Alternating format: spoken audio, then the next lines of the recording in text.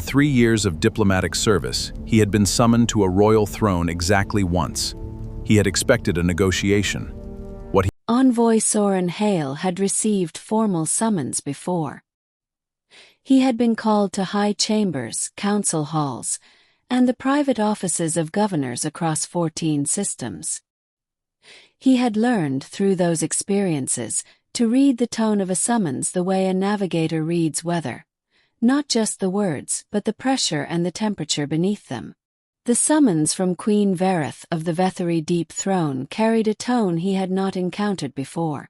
It was not urgent. It was not political.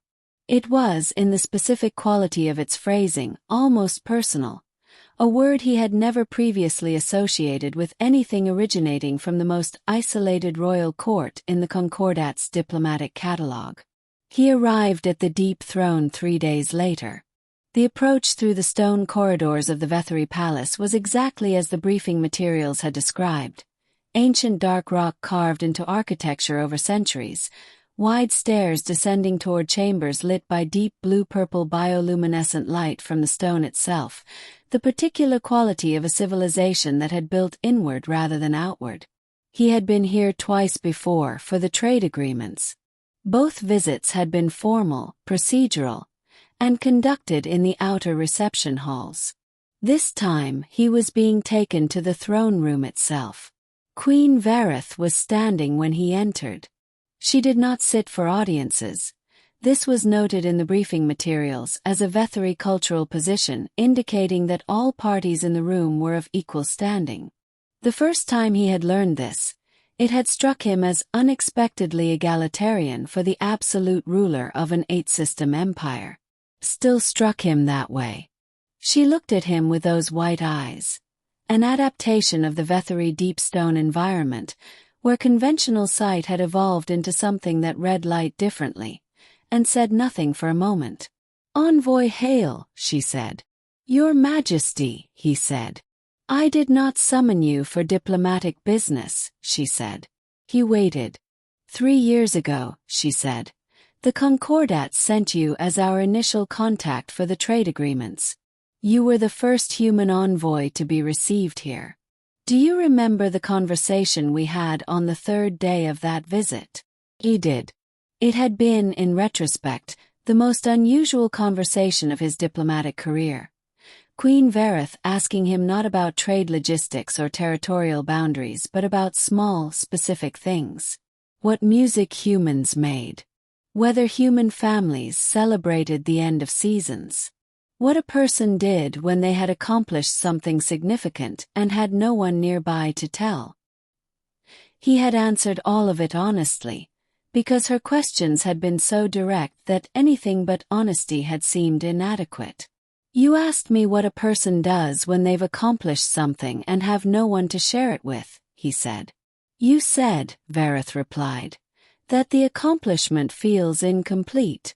That humans are not built to experience significant things alone.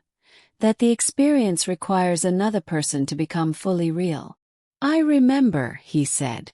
"I have thought about that answer for 3 years," she said. She moved to the broad base of the throne steps and gestured for him to follow. He fell into step beside her, not behind her. Another Vethori custom, he knew, that carrying equal standing meant occupying equal physical position. She led him to a high balcony overlooking the deep cavern that housed the Vethori capital, a space so vast it contained its own weather systems, bioluminescent blue light from the stone walls illuminating a city that stretched for miles below them. He had seen it twice before from the outer approaches. He had never seen it from here.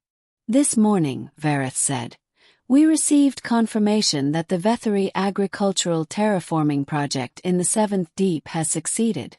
11 years of work. Enough additional food production capacity to end the food scarcity conditions that have affected the eastern districts for 40 years.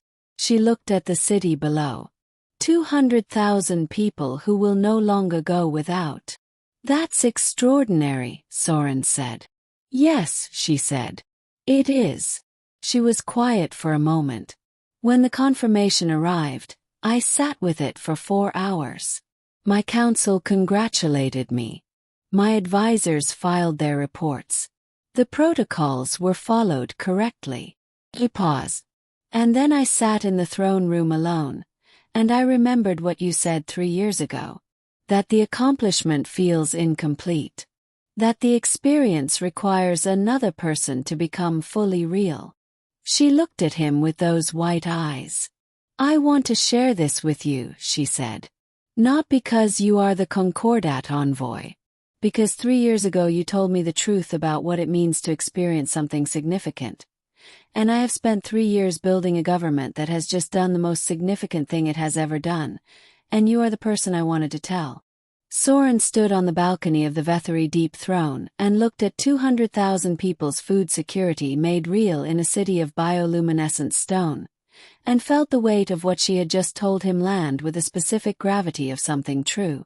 You summoned me across 3 transit days, he said, to share this with me. Yes, Varath said. He was quiet for a moment.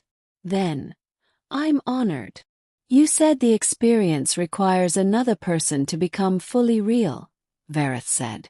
I needed someone who would understand what I was asking them to be part of. She looked at the city below.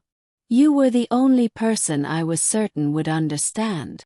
They stood on the balcony for a long time after that, looking at the capital of the Vethori Deep Throne. At 11 years of work made real, at 200,000 futures that had just changed. And the experience was exactly as Soren had told her 3 years ago, more real for being shared. Thank you for coming, Varath said eventually. Thank you for asking me, Soren said. And then, because it was true and because she had called him specifically for honesty, this is the most significant thing I've ever been asked to witness. Varath looked at him with those white eyes, and something in her expression, composed, regal, carrying 8 systems in 11 years and 200,000 futures, moved in the direction of something simpler and more personal. Good, she said. Then it is fully real. Some accomplishments change thousands of lives. Some conversations stay with a person for 3 years. And sometimes the most significant thing a queen can do is ask someone to stand beside her and make the moment real.